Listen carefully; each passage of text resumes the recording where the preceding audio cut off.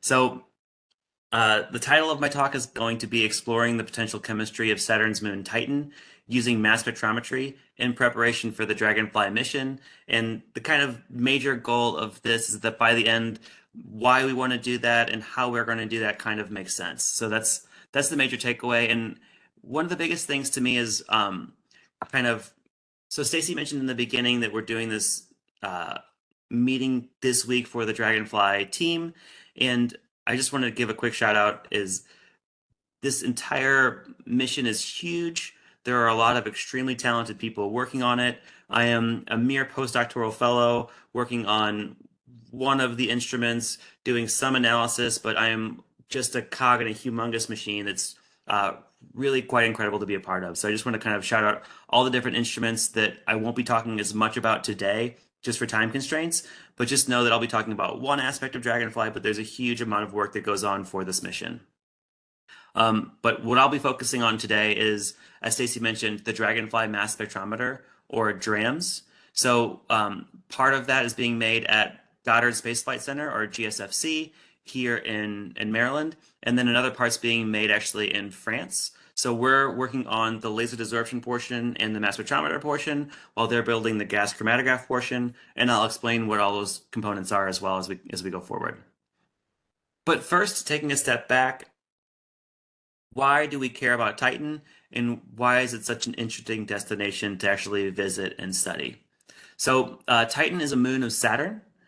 It's one of the largest moons in the solar system, but it still has a gravity that's pretty light compared to Earth. So it's only 14% of the gravity of Earth, and it's 83% of the gravity of the moon. So you would be pretty light on Titan, which is nice.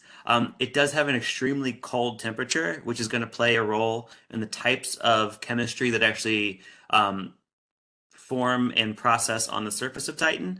And that temperature is 94 Kelvin, or negative 180 degrees Celsius, or negative 290 Fahrenheit. And that temperature is pretty stable, so it's not a lot of fluctuation. And with that temperature, we get some pretty wild features. We get a bedrock, which is composed mostly of water ice, but because it's so cold, that water ice is hard as rock. So one of the instruments that we have, Draco, is actually going to Titan to drill, and it's going to drill into that water ice. But in order to be ready to drill into water ice that's really hard at that temperature, here it has to be able to drill into basalts and rocks that are extremely hard. So this that cold temperature drives some pretty wild reactions, and it also drives reactions in the atmosphere. So there's a lot of nitrogen and some methane in the Titan atmosphere, and with that, you actually get photochemical reactions in the atmosphere, which form these kind of larger and larger compounds, which I'll talk about more in a second. And you also get methane rain, again, because it's so cold, and methane and ethane snow and lakes, and sort of like features that are comparable to the hydrologic cycle on Earth, but all methane and ethane. And that's again just driven by this extremely cold temperature. The other thing about Titan, which is pretty interesting, is that I mentioned this kind of methane and nitrogen atmosphere, and it's actually extremely thick to the point that the surface pressure on Titan is 1.5 bars.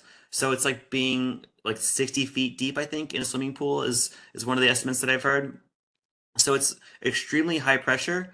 And if you remember back to the portion about it having also low gravity, Titan is a moon that has high pressure and low gravity, which is why the Dragonfly mission is actually going to go and fly around Titan to sample different regions of the moon in order to determine the chemical composition. And we can do that because it is so easy to fly on Titan. So then to step back a little bit and to think about what this actually looks like flying a drone or a lander around the surface of another planet. One of the things that I've gotten to see this week is actually I've gotten to be next to models of the lander itself. And it's easy to see a picture on a screen and think like, oh, here's this little drone that's going to go fly around another planet. But the actual lander itself is going to be around the size of an SUV. So it's actually, when you're standing next to it, is pretty impressive. and the fact that it's going to fly around another planet is a little mind-blowing. And in this instance, so it's sitting right here next to one of these gigantic sand dunes.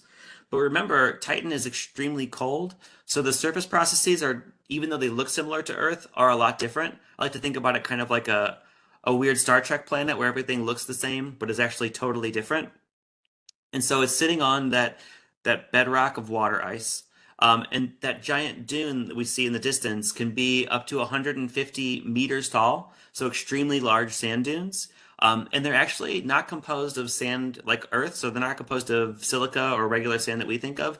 They're actually composed out of complex organic matter that we think falls out of the atmosphere and kind of forms these larger and larger clumps onto the surface, forming an entire band of giant sand dunes made out of organic sand on this moon. So it's pretty incredible. And kind of on the left here, showing that process. So starting with just methane and nitrogen in the atmosphere, these photons from the sun interact with those single atoms in the upper atmosphere, and you kind of form these larger and larger and larger organic compounds with potentially random distributions that then kind of fall to the surface and settle and make up these gigantic dunes. But not only is that in itself interesting, but in a lot of laboratory studies, there's actually been experiments that have shown that if you mix complex organic matter similar to what we think exists on Titan with liquid water, you can actually form things that are like prebiotic compounds like amino acids and nucleobases, like an adenine or aspartic acid or glycine, and these things that we think are the real basic building blocks of life. So it may form these prebiotic compounds, which could give us a window into what types of prebiotic compounds existed on Earth prior to the evolution of life here. And so with that kind of context, the Dragonfly mission itself is going to land here, showing kind of a schematic of the landing area. And if I actually start from the bottom right of the screen, this is actually a picture of Titan itself. Dragonfly is going to land in one of the sand dune regions. So if I can, I don't know if my pointer works, but hopefully it does. And the sand dune regions, which are kind of these darker bands in the equatorial region, it's going to land in between some of the dunes. It's going to sample some of the sand, and then we're actually going to fly to what's called the Selk impact crater, which is a large impact crater that when that impact crater contacted the surface of Titan, it actually melted the water on the surface, which then created a mixing between the liquid water and those complex organic matters that form the sand dunes. And then those reactions would potentially give us those prebiotic compounds that we're so interested in characterizing and detecting on the surface of Titan. So that's kind of like the general idea of the mission. To then go into the actual mission requirements and the mission goals. And again, if there's questions at all, feel free to interrupt me. I know it's kind of a lot, but hopefully it's all making sense so far. So some of the mission, we call them science requirements for the actual mission, are going to be studying prebiotic chemistry, different reservoirs of liquids on the surface. So we have those methane and ethane lakes and things of that nature. And then, the fifth science requirement is chemical biosignatures. But as a caveat, the mission's main goal is not to look for chemical biosignatures, but is to look for those prebiotic compounds that could give us an idea of what types of compounds were present prior to the evolution of life on Earth. And if there are biosignatures there, we want to be able to detect them. So it's very much a prebiotic chemistry mission with the ability to detect life, not a life detection mission, which I know sounds silly, but it's really important for us as we frame this mission to the public to make it clear that we're not looking for signs of life. We're looking for the chemistry of a planet that may give us windows into how life forms, which is an important distinction. But with that, those two science requirements, 1 and 5, which I just took a little too much time explaining, both end up actually being addressed by the DraMS instrument, the Dragonfly Mass Spectrometer instrument, that I am lucky enough to get to be a part of. So looking at what the actual DraMS instrument is, so again, here are the two science requirements. So looking for composition of organics and to be able to detect biomarkers if they're there. DraMS actually sits in what's called the attic on the Dragonfly lander. So it's kind of this like region in the very top portion of the lander itself. And DraMS has two modes of operation. We do laser desorption mass spectrometry, which is the portion that I work on. And that's kind of a broad survey of the chemical composition. So the general idea for laser desorption is we pick up a sample and we shoot it with a laser and we see what comes out. So that gives us a very low preparation technique to be able to see what kinds of organics might be in that sample. And one of my jobs is to train machine learning models to say, okay, here are these peaks that we see in this bit of data that we get back. What might it be? And these models can say, oh, it's a 98% probability or a 40% probability that there are these types of peaks in that sample. And if using that laser desorption mass spectrometry method, we're able to see things that we think might be interesting for more strict chemical interrogation so far as the actual structures of those compounds, then we take that sample or a sample from that same region and we put it in the gas chromatograph or gas chromatography mass spectrometer. And that technique is a little more, it's easier to determine chemical structure for a few different reasons, which I'll get into as we kind of go a little bit further in. But again, just kind of the broad outline is laser desorption mass spectrometry scoops stuff up. You shoot it with the laser and see what comes out. And if there's things that are interesting, then that sample gets passed on to the laser desorption or to the gas chromatograph mass spectrometer, where that sample gets then heated with a few different techniques. So you heat it, you can add certain things to it to try to increase certain signals. And then the real important part with gas chromatograph mass spectrometry is you take a complex mixture of all types of different things that might be in that sample, and you separate those out one by one, and then you can get essentially the signal of each individual component instead of seeing everything mixed together. So that's why those two different modes of analysis work together on Dragonfly. And to kind of show like why these two types of analyses have been selected for Dragonfly, it's not based on nothing. There are a few different missions that have used similar techniques, and specifically missions that I am lucky enough to be in the building with people who have worked on these different instruments and built mass spectrometers to go on these different instruments, and it's humbling every day. Honestly, the one that's going to launch pretty recently or pretty soon is going to be ExoMars, which is the Mars Organic Molecular Analyzer. It has a similar laser desorption mass spectrometry system and a gas chromatograph mass spectrometry system built by the same teams that are building the Dragonfly mass spectrometer. So that hopefully will give us some window into what we might expect on Titan a little before we actually get there. And then before that, we have the Mars Sample Laboratory, our MSL sample analysis on Mars instrument, which has been running for over a decade at this point and is still going strong and still is returning really consequential data back from the surface of Mars.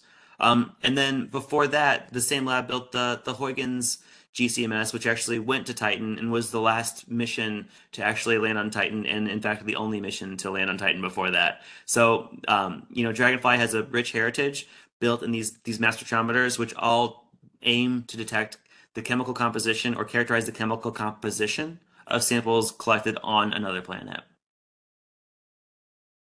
So then to go into a little bit of detail into these specific instruments, just to give an idea, because I think it's interesting. Of course I do, but hopefully you think it's interesting as well. It's a little animation that I didn't make, so I take no credit for it, but it does get passed around our lab group, and I think it's really helpful for seeing how these instruments work. So the first one I'm going to show is the laser desorption mass spectrometer system. So we see that the laser's operating on the top. The laser shoots a sample, or shoots a laser at this little sample cup, which has Titan material in it. And then the things that are shot off of this laser are ionized, get directed into a mass spectrometer, and then we can tell what the chemical composition of those samples are. So again, I'm going to show that little animation. Shoots a laser, and then we see the sample. And so the main points there is that there's no real sample preparation that goes into this analysis, and we're seeing everything that might be in the sample all at once. So it's a really good idea of what could be in the sample. If we see something interesting, we then pass that sample off to the GCMS, the gas chromatograph mass spectrometer, or gas chromatography mass spectrometer, for separation analysis. So here we're going from another direction into the same mass spectrometer. First, we heat the sample, and then these different compounds come through and they get separated out in the gas chromatograph, in the gas chromatograph column, and then they go into the mass spectrometer one at a time. So again, the kind of difference here is that we're going to heat the sample up, and instead of just seeing everything that comes off at once, as soon as we heat it up, we're then going to push all of those different sample components through a GC column or a gas chromatography column, which then separates the individual components out. And then one by one, they go into a mass spectrometer, and we can detect what their actual structure is.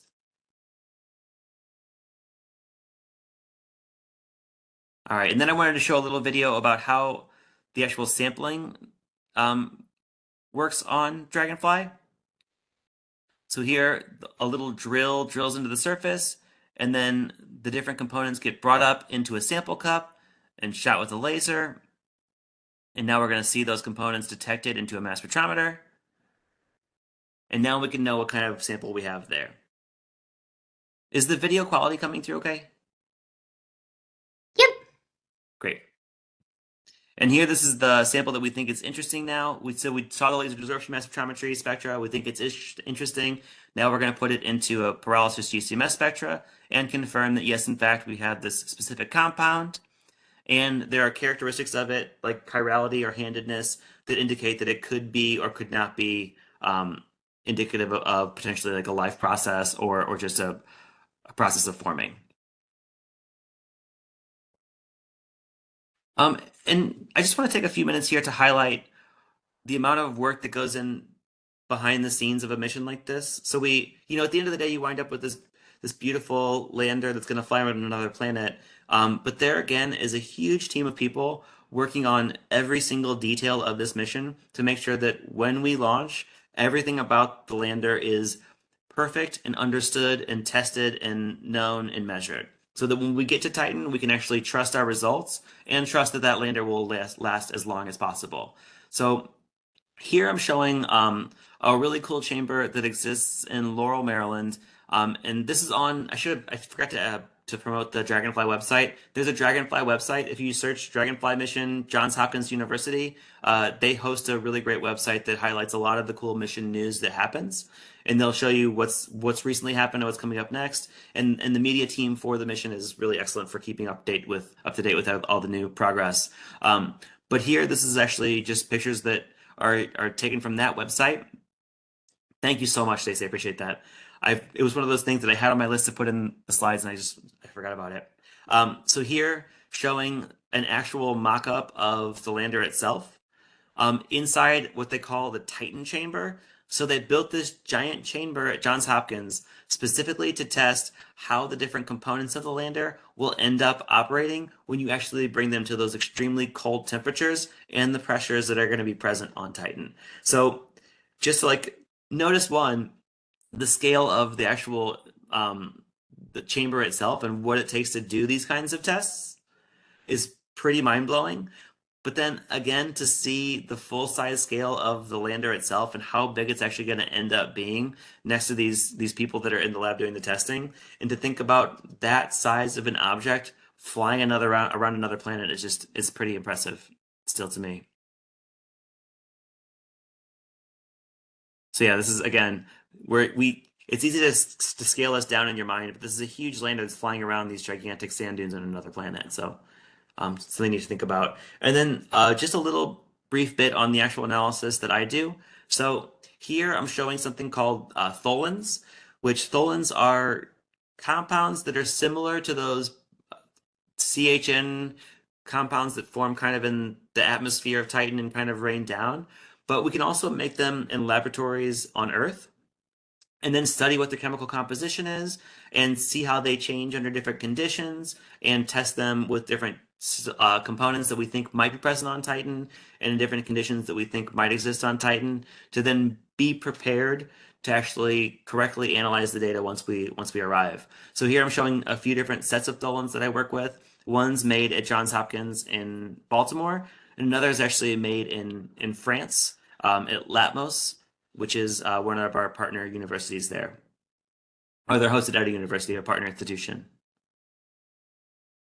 And then here's kind of some of the actual analysis that I do when I'm doing this work. So again, Titan is really cold. So there's a lot of work that I can do at regular ambient temperatures, but sometimes we have to do tests to ensure that what we're seeing at ambient temperatures will be accurately represented when we move to these extremely cold environments. So to do that, we do things under cryogenic conditions. So we get to use liquid nitrogen and pipe this through the system, which I'll talk about in a second, but pipe this through the system to keep all of our samples really cold. And it's fun because that means I get to work with smoke and lasers in the same day, which is a really fun way to actually to do a job, to make a living. And here on the left is the actual chamber that we use for analysis. So on the bottom is the laser desorption chamber, and that's where the laser actually does the desorbing of the sample that we're going to use, and that's where we keep things at really cold conditions. And a really important point is, remember that we're on Titan, we're going to be doing a lot of analysis in Titan atmosphere, which at a little bit lower pressure, but still in that same composition of nitrogen and methane. So here we actually have to recreate the atmosphere of Titan in this chamber to do the laser desorption. So we actually do all that here at Goddard, which is a pretty fun time. And then the MS chamber, or the mass spectrometry chamber, is on top, and that's where we actually detect whatever kind of sample we create in the laser desorption chamber. I shouldn't say we create. We create the sample outside the chamber. We create ions, or we kind of desorb matter from it in the laser desorption chamber, and then we detect what we've desorbed in the mass spectrometry chamber. And then here just showing a couple of things that we've actually analyzed to test what they look like in this specific instrument. So here's citidine. It's something that, if it was present on Titan, would be extremely interesting. Not necessarily biotic, but still very interesting to see.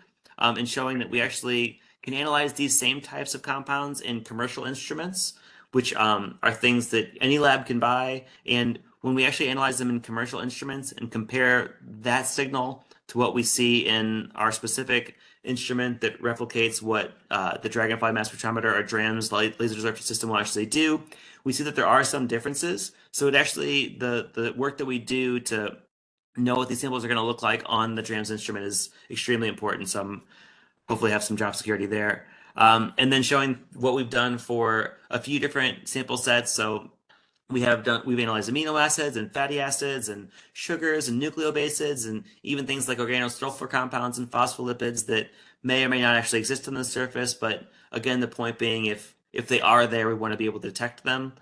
So we're just analyzing a lot of these different compounds in these different conditions and seeing what they look like, including with those Tholin sets we looked at before. And then again, training these machine learning models to be able to recognize these compounds in a way that actually works on a mission timeline. Because one of the aspects of Dragonfly is that we're going to be landing on Titan's surface, doing some analysis, and then within a period of just a few days having to decide, do we want to repeat that analysis and stay in that location, or move on to the next location? And doing those analyses as quick as possible will be pretty important during actual mission operations. So then, to kind of wrap up the main portion of the talk, the main things to take away for you all today is that Titan has an extremely unique environment that drives the development of diverse chemistry that might be able to inform our understanding of the chemical evolution of our solar system. That the Dragonfly mission will explore the chemistry of Titan using a versatile instrument suite, including the Dragonfly Mass Spectrometer, in order to do chemical characterization. And that all of this great science that we'll be able to do on Titan is supported by a lot of really hardworking people doing laboratory analysis to help us anticipate the challenges and account for anything that we might actually expect while operating in that unique environment of Titan. So that is it for the actual talk portion. So I'll be happy to take any questions and any thoughts that you might all have.